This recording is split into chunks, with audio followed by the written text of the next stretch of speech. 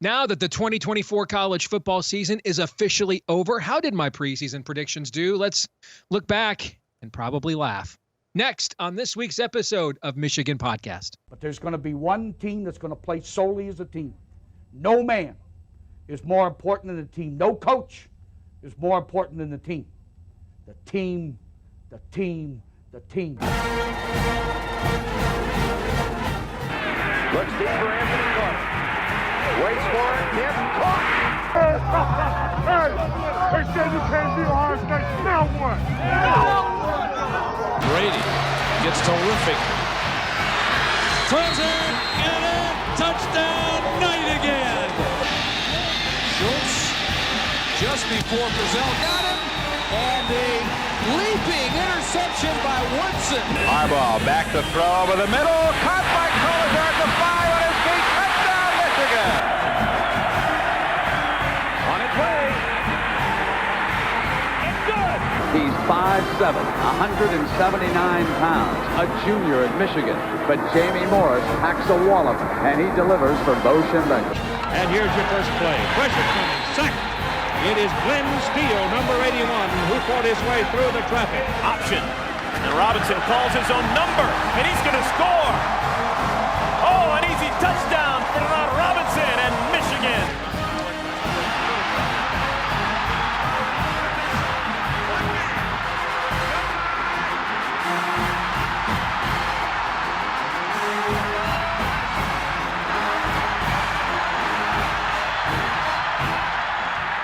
We're going to win it. We're going to win the championship again because we're going to play as a team. And when we play as a team and the old season is over, you and I know it's going to be Michigan again. Michigan.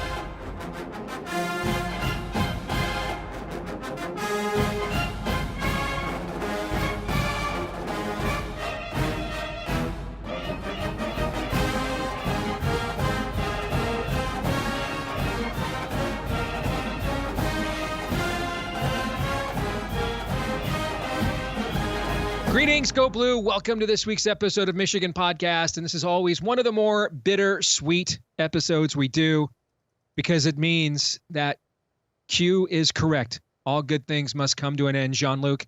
The college football season, otherwise known around here as the most wonderful time of the year, is officially over at the time we're taping this. We're about 205 days away from the next time we will see a college football game that counts. Nevertheless, the sport now doesn't sleep between the transfer portal, recruiting, coaching news, etc. Before you know it, it'll be July in time for Big Ten Media Days again. Heck, even before that. Well, before that, it'll be Memorial Day weekend, and the preseason magazines will be out in force for the following fall once more. So what we like to do with this episode every year is look back on one portion of my college football preview that I've published every year since I was a sophomore in high school. And it is my crystal ball, the top 25 things I predicted would or would not happen over the course of the college football season. And of course, I can't be asked to hold myself accountable. I think we all know I'm not capable of that. I'll find a way to spin everything into a correct prediction. So we need an objective source. So joining us for the entirety of this week's episode, it's our good friend, Mark Rogers, who now knows what it's like to be a Michigan fan. He now knows what it's like to be a national champion. Mark, congratulations to your Buckeyes. I'd say it's the greatest ever 4-game run to the national championship, but it's the only, so far, 4-game run to the national championship.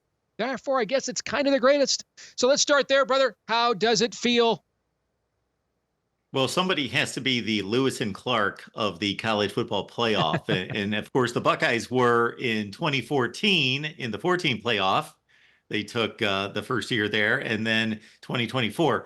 So if I could get this program tricked into thinking that every year is some kind of a historic first in regards to structure and format, then maybe we could actually claim some more national championships. And as soon as you said bittersweet, Steve, I just thought, the bittersweet ratio for you is slightly different than it was at this point after last college football season. Correct. Is it true that Ohio State is petitioning for college football to alter, expand, change the playoff formula every single year, since that seems to be the years you all do win this thing, is When some new advent to the system emerges, that's when you win it. So you guys want this system to change and evolve every single year, right?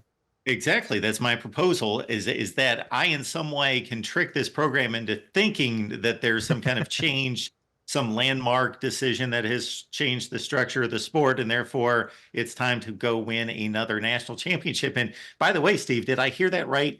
You started this process back when you were a sophomore in high school?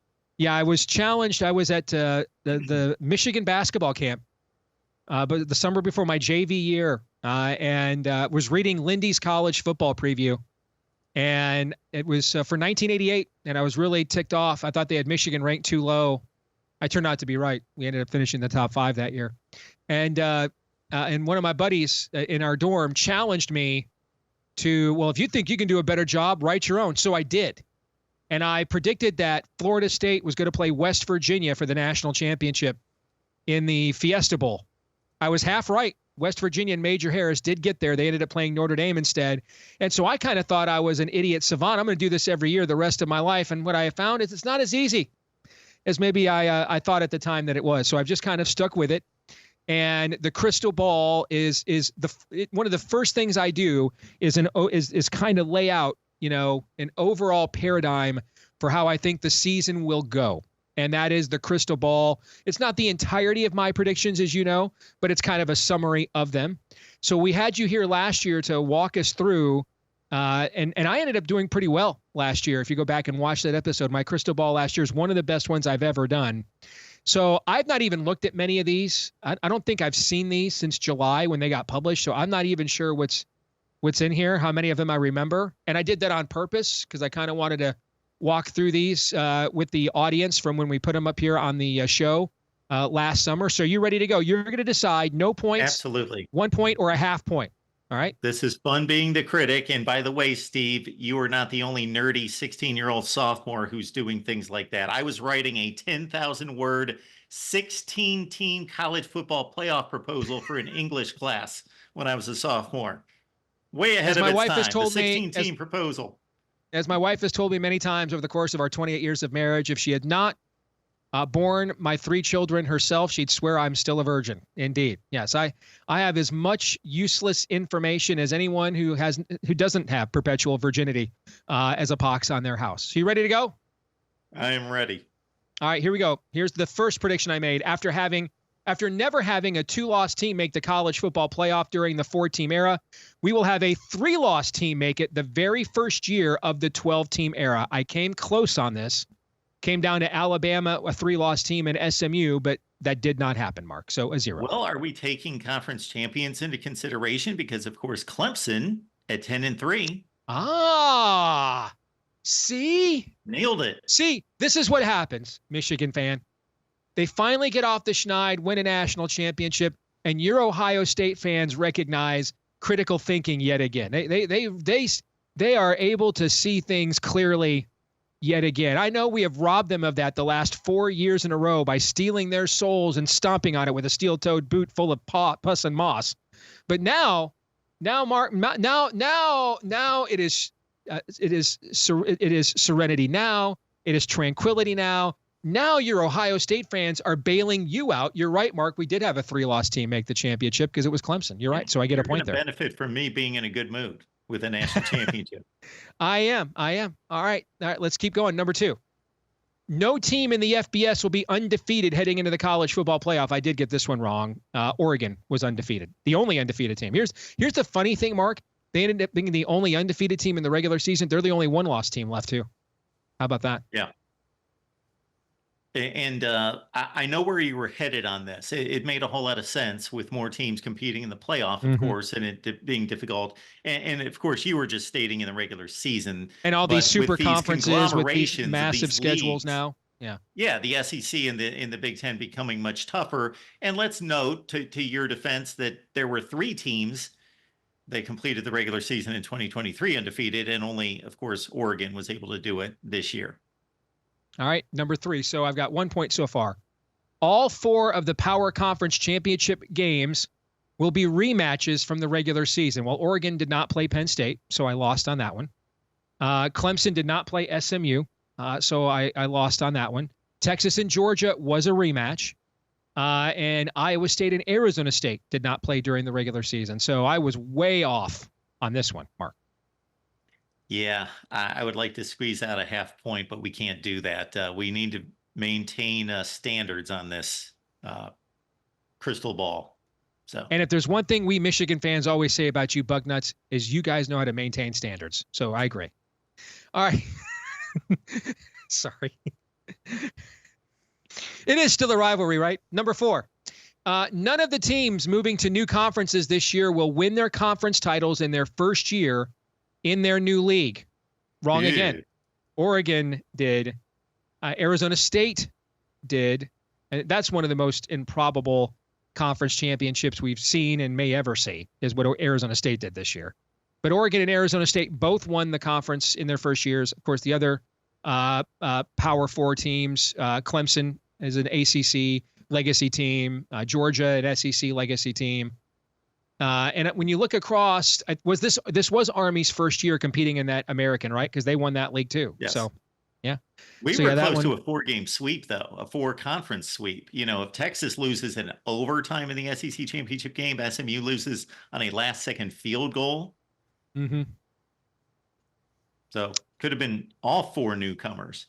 Number 5, the biggest in-season debate no one is talking about right now is what will still be largely unknown tiebreakers to determine who makes conference championship games in leagues with no division. So this is subjective to you as a guy that covers the sport at 24/7, 365 on your fantastic channel here on YouTube, the voice of college football. How much do you think that, keep in mind, I'm writing this in July, and no one's even, and at that time, these leagues haven't even listed their tiebreakers yet. We have no clue with all these unbalanced schedules, who these teams are going to be and who's going to get in.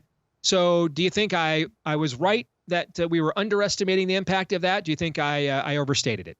Steve, if I could give you 10 points, I would for this one. 1 point with a gold star. Just think about where we stood on the final weekend of the season. The SEC had a conglomerate of teams right in that 5-2, 6-1 range. We had all sorts of crazy. We had Texas A&M, who had lost the non-conference game, had 3 losses going into the final weekend with a legitimate shot to play in the SEC championship game. LSU, who people wrote off, but they didn't look at the factors involved. They were playing for a potential SEC championship game spot. Of course, we had a 4-way tie for the number 1 seed in the Big 12.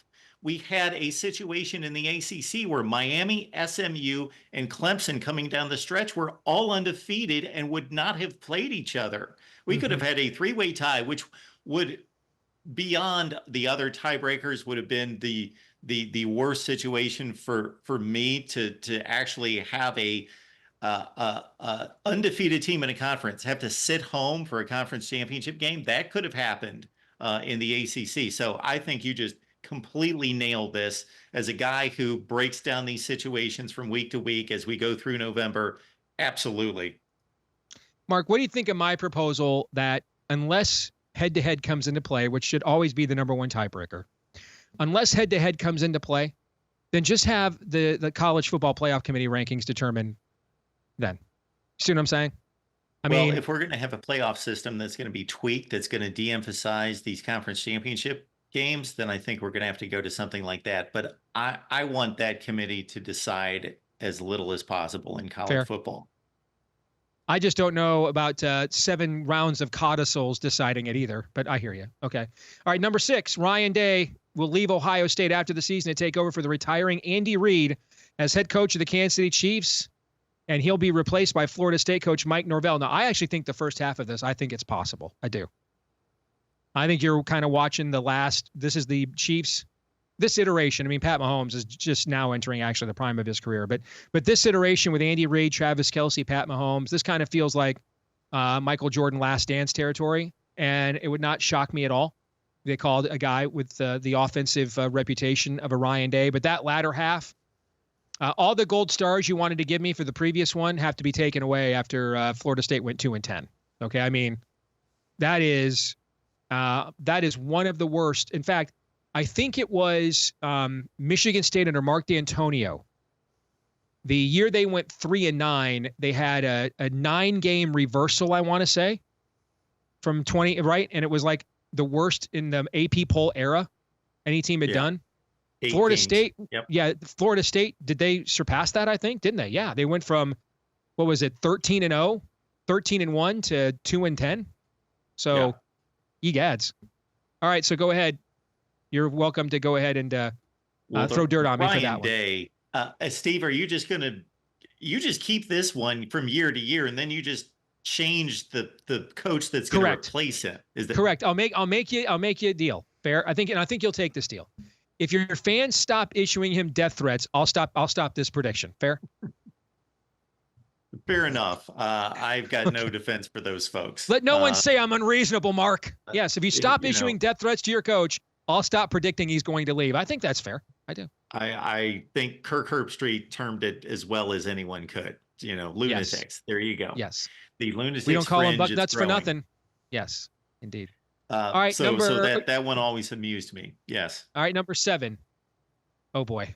He didn't have a good year either. Liberty's Jamie Chadwell will succeed Mike Norvell at Florida State. Jamie Chadwell did not have a good year at Liberty. I mean, they still had a winning season and stuff, but when you consider the resources Liberty has compared to virtually every other Group of 5 program, I mean, a 7-win season for them is, like a losing season, like a 4-8 at North Texas. I mean, they have whatever the realm is between, the power conferences and the Group of 5, they're somewhere in that tier there in terms of resources where they kind of have to try to suck, and they weren't very good this year. So that's a negative.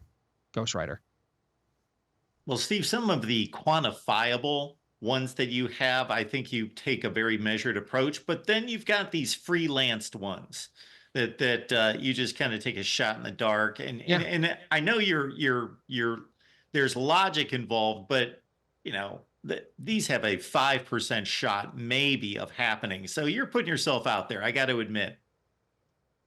That's why you put $10 on that 300-to-1 parlay 75 times in your life, Mark, and then the one time it hits, that's all it counts. You only got to hit that once, man.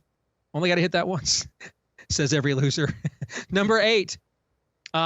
This one was close. Iowa State will win its first conference title since 1912, thus ending the longest conference title drought of any power conference team. As far as I know, I was the only preview in America that even had Iowa State going to the Big 12 championship game. I think that deserves a half a point in my view.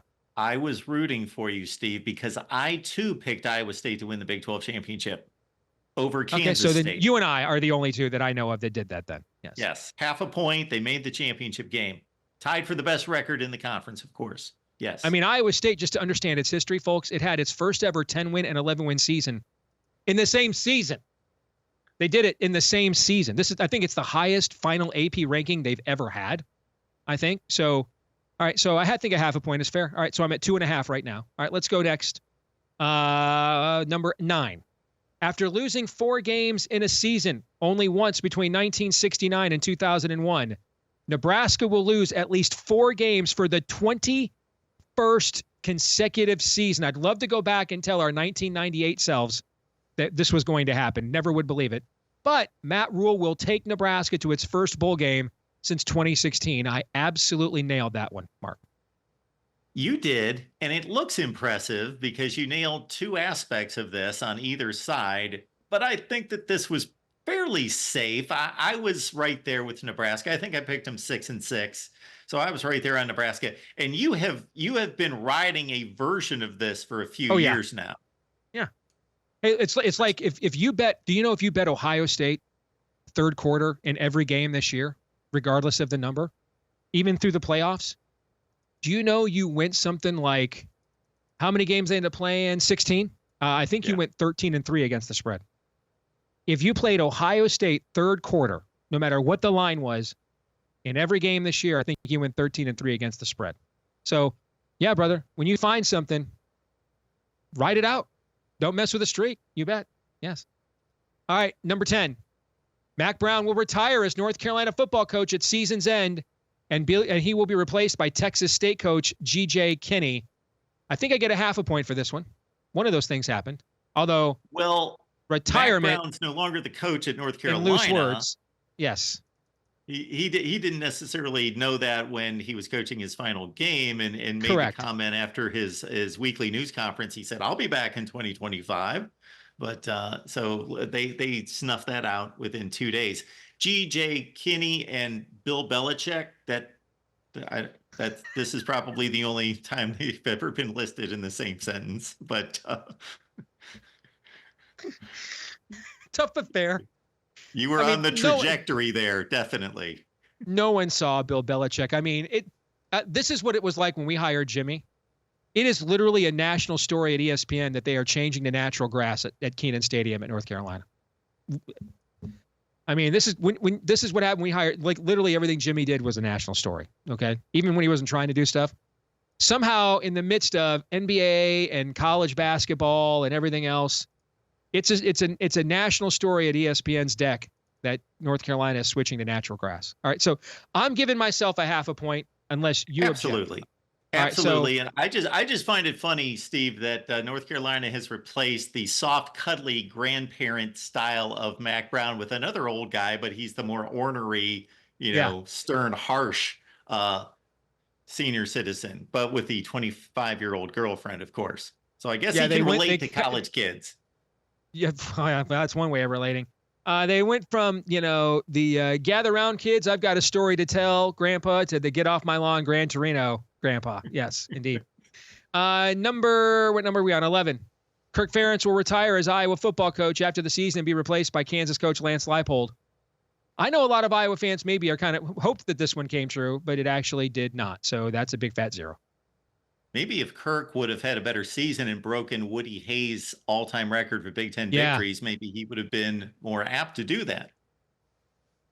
Now, I've not had a meaningful conversation with Kirk Ferentz in like a decade, but the Kirk Ferentz I used to know, I'd have a hard time believing you just hang around for that record. But on the other hand, when you are that close to it, why not, right? If they're going to let you do it, why not? Are you saying you think he's hanging around to break that record? Is that what you're saying, Mark? Well, he never struck me as that guy either. Although, again, you have had a direct relationship with him. I have not. I do not know the man, but he doesn't seem to be that, full of himself. I will be the one, though, that will be identifying the winning percentage of those two coaches when it does happen this season. There's certainly a bit of a difference between Woody Hayes and Kirk Ferentz when it comes to winning percentage. Fair. There is a bit of a difference there. You're right about that. All right.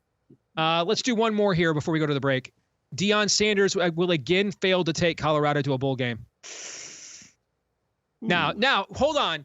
It could be argued that he didn't take Colorado to a bowl game if you saw that appearance, brother, because they never showed up for that game. So in a metaphysical way, I might be right about this. I mean, even though they didn't have any major opt-outs, it didn't look very much like they were at the actual game. 0? Not going for that? 9-3. Yeah. It's not like, they went 6-6 and they doinked one off the upright that went in and they made a bowl game. So fair. Give me a half a point. And they won the Heisman Trophy. I get it. Might have the number 1 pick in the draft. I get it. But man, that bowl game appearance was a no freaking show. It was a no freaking show, no doubt. All right, so I'm at 3 points so far. Last year, I was well into double figures, so I got some ground to make up here on the back end. We'll come back after the break and see if I have sufficiently bribed Mark Rogers into a more lenient grading scale when we return. All right, back here on Michigan Podcast, we're continuing with my crystal ball reconciliation. Just how good or bad were my predictions for the 2024 college football season? We've gone through the first half of my top 25 crystal ball predictions from last summer. Mark Rogers, the voice of college football with a great channel here on YouTube. Definitely, this is the time of year, this offseason, when you really want to be watching. Get out ahead of markets, a lot of good information from correspondents around the country before stuff hits national news and impacts lines. You can really make some good money there if you're tuned in, and not to mention get some great off-season content as well. And as our one reasonable Bucknut fan, Mark is here to provide a check and balance on my ego. Yeah. And Mark, I think I've got 3 points so far, right? 3 is all I've got. So you're doing a great job of checking and balancing. And speaking of bragging, I'll throw this one in here. 11-0 straight up in the college football playoff. That's pretty good. Okay. Now, I also did remember if we went through the brackets, I predicted an Ohio State Notre Dame final. Remember, I did predict that, right? You did. That's I right. did. You did. All right, And let's get to it. did as well. I went 11-0. Other fan bases just have to think we are just obnoxious. Our Michigan and Ohio State are just obnoxious. Let's go to 13. And they're right, by the way. All right, 13. Baylor will fire Coach David. We'll just stop. He was probably Big 12 Coach of the Year, other than the guy at Arizona State. I mean, Aranda had a fantastic bounce-back season. Even after getting his starting quarterback, Daquan Finn, hurt for the year. Something called a Sawyer Robertson came off the bench, and a lot of teams in December tried to pay a lot of money to get him to go into the transfer portal. So give Dave Aranda credit, man. He looked like dead man walking. That was a hella resurrection by his program there. So a big fat 0. You're running out of opportunities, Steve. Time to step it up here.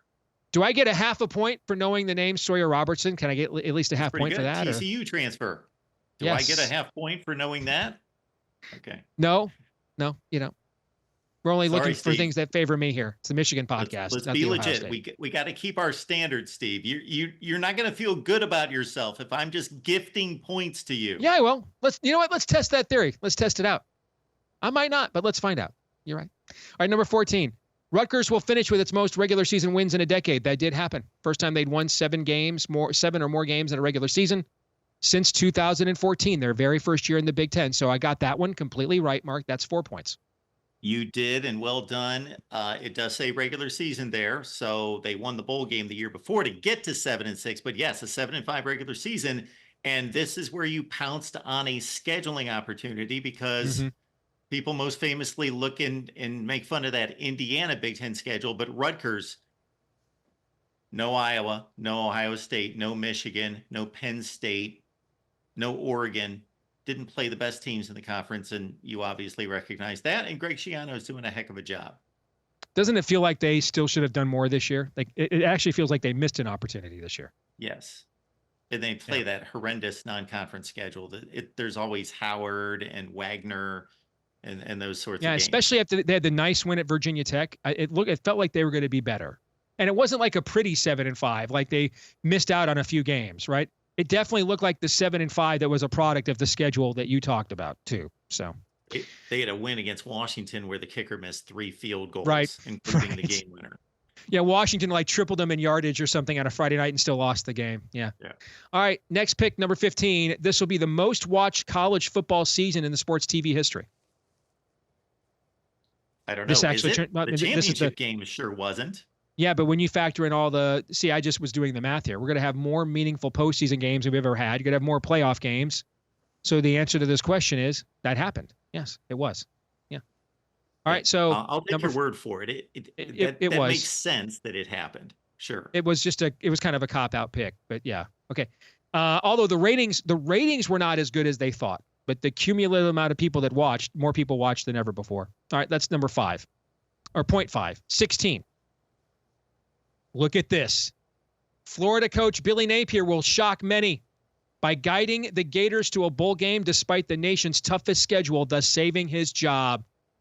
Recognize. That was a hella pull right there.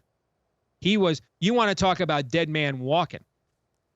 Billy Napier's funeral plot, Atlas moving van or moving company reservation, these things had all been made. And they ended up having a pretty decent season. They're kind of bringing everybody back. I mean, they could be your chic off-season, preseason top 10 kind of team with DJ Lagway for next year. And this is a prediction you pulled out of the fire. They didn't get off to a good start. Right. They were in a coin flip type game, according to Vegas, against Miami. They got obliterated. A couple weeks later, Texas A&M is walking off the field in a 20-point win, and the swamp is just booing and calling for Billy Napier's head. That infamous 7-game stretch starting in late October where they were facing 7 consecutive top 10 teams. They went 5-2 in those games. Yes. It's incredible. Nice it's not even, it was impressive enough that he got them to a bowl game, but the way that he did it, where they started off weak, that's when you would have thought people just kind of mailed it in and thought, well, he's gone. I got to take care of me now. To get them to rally after they started off so poorly and to finish strong makes it even doubly more impressive, in my view, Mark. Absolutely. And I think it speaks well for where they're going next year, for sure. They're in the SEC. All right, so I'm at 5 points now, correct? Or am I at 6? 6. 6. Thank you, Aaron. Appreciate that. All right, number 17. For the first time ever, Wisconsin will fail to make the Big Ten championship game for a 5th consecutive season. This one's going to be another reoccurring prediction because I don't think they're getting back to the Big Ten championship game, Mark, for a few minutes. In fact, I'm pretty confident it's going to be a long time before we see a Big Ten championship game that isn't some variation of Ohio State, Michigan, Penn State, Oregon versus one another, with maybe a Nebraska, USC and sneak in there if they get their acts together. The era of Mark D'Antonio and Kirk Ferentz and Bo Pelini making championship games at these other schools. Or not Bo Pelini, I mean Paul Chryst, because Pelini was at Nebraska. I don't know that we're going to see that again in the foreseeable future. I don't. I've pretty much determined, Steve, that after Ohio State, I'm not one of these people that has a second team or a third team, but I have a collection of teams, actually, and they're called the old Big Ten West. I root for Purdue, and I root for Northwestern, and I root for Wisconsin. I hate to see this decline out of Wisconsin. I want to see 10-2 Wisconsin teams. Why? I just don't know. I just think it's good for college football. It's good to see a different part of the country represented in the top 10 or 15 rankings. I always liked when Wisconsin was a factor, playing a different brand of football.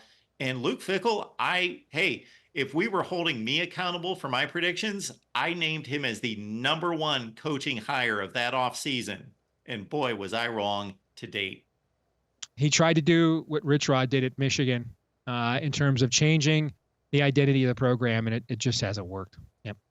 All right, next. So I'm at 7 points now. Number 18, the Heisman Trophy finalist will be in alphabetical order. Carson Beck, no. In fact, he played himself out of the draft and had to transfer to rebuild his draft profile. Donovan Edwards just never got going. Dylan Gabriel, that ended up happening. Jalen Milroe, no. So not even a half a point here, unfortunately. You called it, Steve. I don't think I need to make a decision or a call on this one. You're welcome to just give me a point if you want, and find out if I am ashamed of it, and we can test that out. If you want to just give me one, no. You're the better man, Steve, than that. I'm a better man for it. Yes. All right, moving on. Number 19. That didn't happen. But what's crazy is Carson Beck not only didn't win the Heisman. What's even crazier is Georgia hasn't won one of these since 1982 with Herschel Walker. That's crazy when you stop and think about it. But Carson Beck did not have the year that was expected of him at all. So that's a big fat 0, and we're stuck on 8 points, Mark. I'm looking, Steve, beyond the horizon here at some of these predictions coming up. And boy, just brace yourself. All right. Well, thank you for that confidence builder, Mark. Appreciate that. Number 20, the results of the top 5 September non-conference games will be Texas over Michigan. I got that right. LSU over USC, wrong. Texas A&M over Notre Dame, wrong. Florida over Miami, wrong. Iowa over Iowa State, wrong.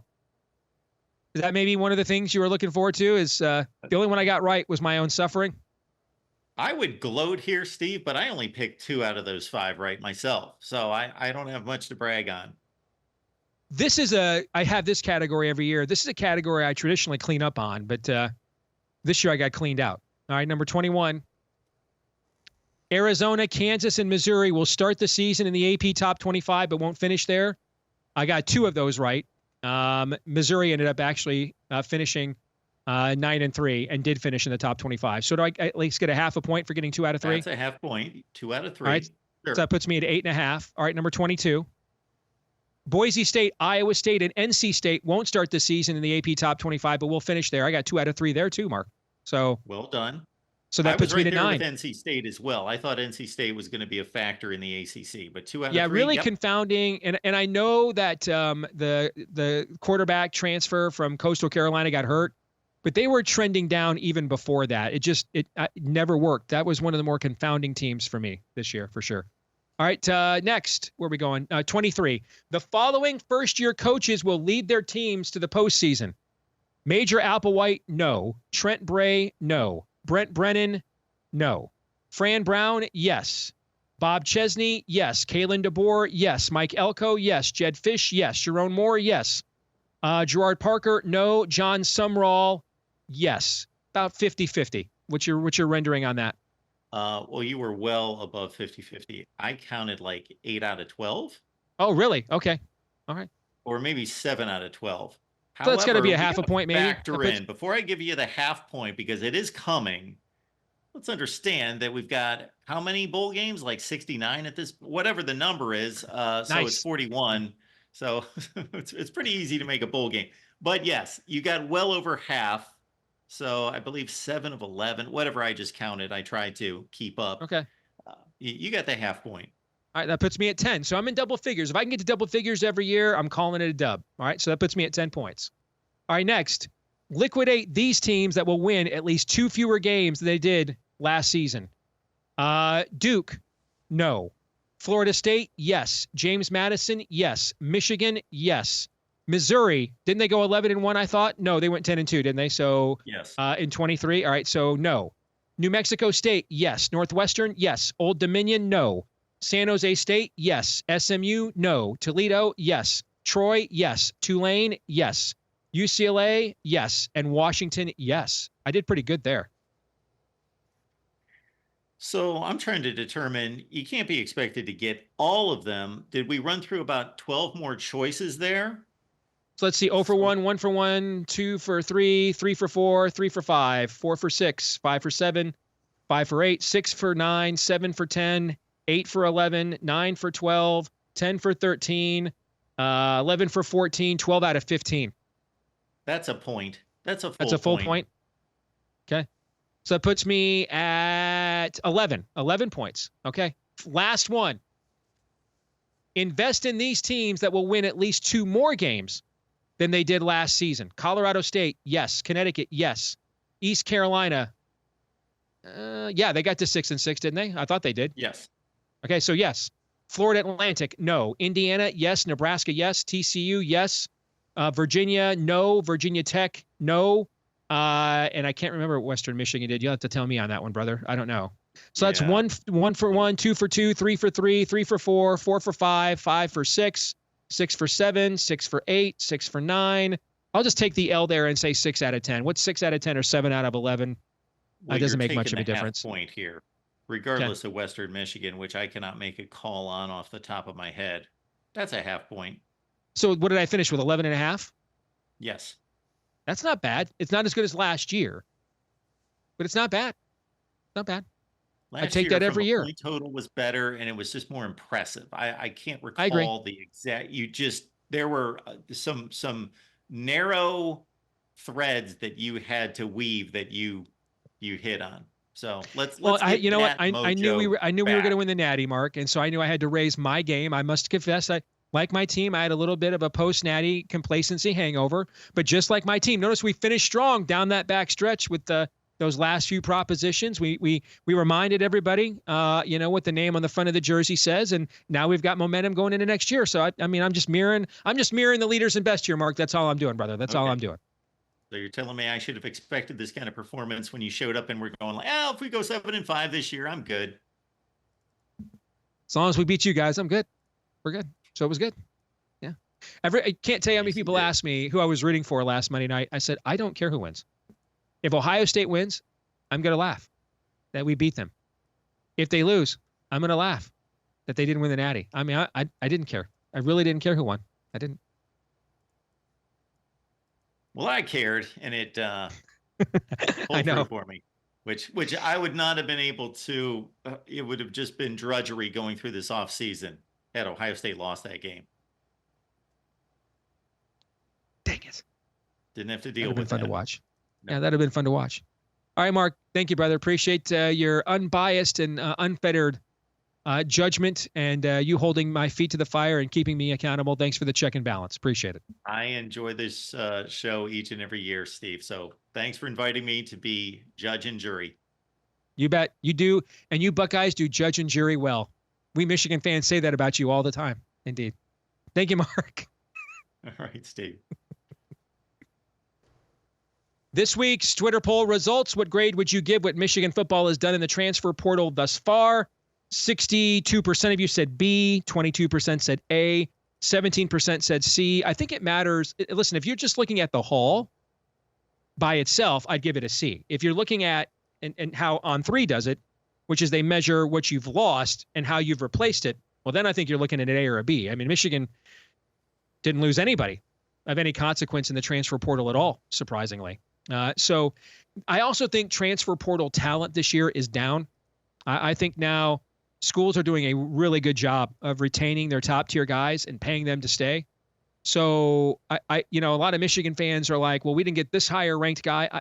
I don't think the higher ranked guys were anywhere near where they were the last couple of years. I'm sorry, but I just don't think a right tackle at Washington State is worth a couple $1 million. And if Nebraska or Wake Forest wants to pay him that, cool. We probably have somebody on our bench at least that good at Michigan, So I think you have to factor in too that schools are now. It's so the transfer portal now is a little bit more like the old Plan B free agency in the NFL was, where teams were able to protect guys. That was kind of the first iteration of free agency in the NFL, because there aren't really a lot of top tier guys except for a few quarterbacks were in there again this year too. All right, that brings us to our feedback of the week. Kirk Stuberg says, "I'm so glad I don't like basketball. Football does enough damage to my heart and soul." I think Dusty's done a very good job. If considering it's year one. Since it's year one, I think you have to give him a lot of credit. I mean, Michigan is playing winning basketball, not always the most aesthetically pleasing and not always the grittiest, as you can see there, as I was responding to the scared and soft effort at Purdue last week. But a lot of teams that have been heavily relying on the transfer portal in college basketball have not played good, have been disappointments, frankly. So he's done a good job getting them to play together, but they do not like playing the physical nature of the Big Ten. And Danny Wolf has got to learn that you're not in the Ivy League, dude. And so just drive into the basket and flailing your body at the rim will not get you a bailout call in our league. The refs will watch you get hammered, and then just their eyes will follow you to the floor. They will keep their whistles in their pocket and then just jog down the floor while you're picking yourself up. You have to attack the rim in our league. You're not going to get bailout flailing calls in our conference. And I just think that a lot of these guys are not used to playing a physical level of basketball. And that's why you've kind of seen us hit a bit of a wall in terms of our efficiency. And then defensively, the weakness of not having really a backup point guard right now, we've got to get more out of either Scottie Pippen's kid or LJ Kaysen, because we're asking a lot of Trey Donaldson on both ends of the floor now. He basically won the Penn State game all by himself the other night. So, I don't think this is a team that will be a factor in the Big Ten championship race at the end of the year, but I think they'll be a solid NCAA tournament team. And coming off of an 8-win, nuclear fallout, the bottom's falling out of your program and only Dusty's first year. Yeah, I think that's an excellent first year, but it does feel like it could have been better with some more toughness. Who knows? Maybe we'll see it down the stretch. We're going to need to. The schedule down the stretch, folks, 10 of Michigan's last 12 games are quad one games, as things stand right now. So, All right, that's going to do it for this week's episode of Michigan Podcast. Don't forget to like, rate, subscribe, share, follow, 5-star review, whether you're listening on iTunes, watching right here on YouTube. Let us know what you think in the comments section as well. All of those things help the algorithmic gods take their cue to go find us more Michigan fans just like you. So thank you very much for each and every one. You can follow us in between episodes as well at Michigan Podcast there on X, at Michigan Podcast on X. Until the next time, I'm Steve Deace. We'll see you in a couple weeks right here on Michigan Podcast. Go Blue.